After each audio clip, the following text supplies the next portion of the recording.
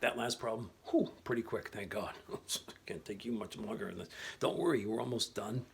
Halfway.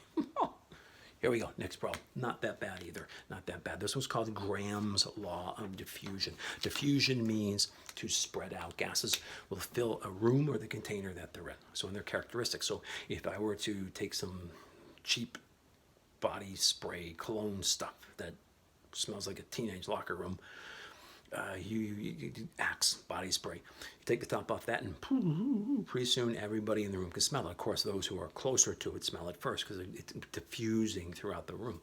So this is a law that deals with the rates of diffusion spreading out amongst two different gases.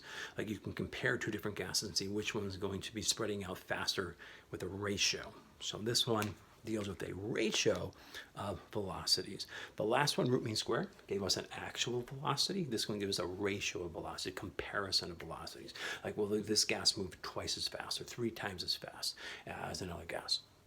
So Graham's law, okay. Graham's law of diffusion. Calculate the diffusion rates of ammonia. Okay, that's what you get when you get sick. You catch ammonia. Catch ammonia. It's funny.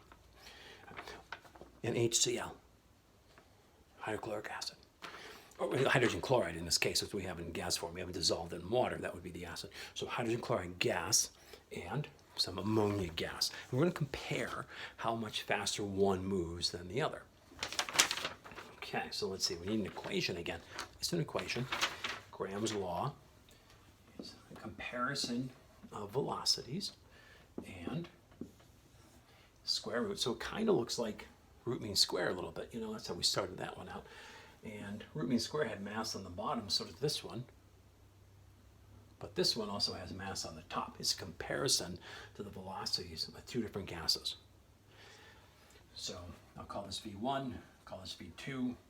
This would be M2 and M1. So I just got to be careful that when I'm comparing the velocities that I put the masses, the corresponding masses in the right spot.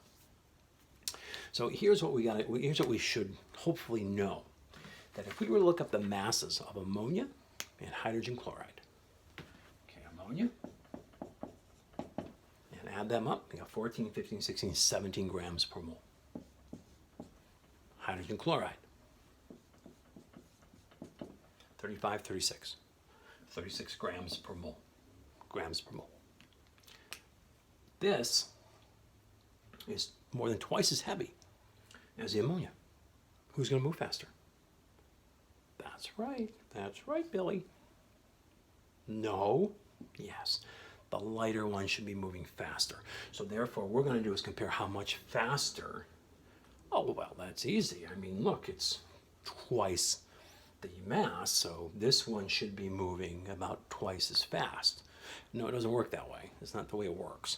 There's a square root relationship involved in it. And that's because within the kinetic energy equation, or physics equation that we're not doing because we're not physics, but it has a velocity squared in it. So the velocity it's not a direct linear relationship. So it's direct, but not linear.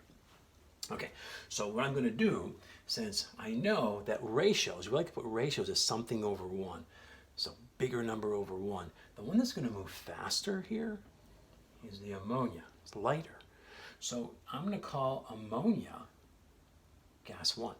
So that means in here, the mass, I'm going to put mass 1. I'm going to put the ammonia mass here. So if I do that, we put the lighter mass on the bottom. Bottom line, you put the lighter mass on the bottom. And if you do that, you put a 17.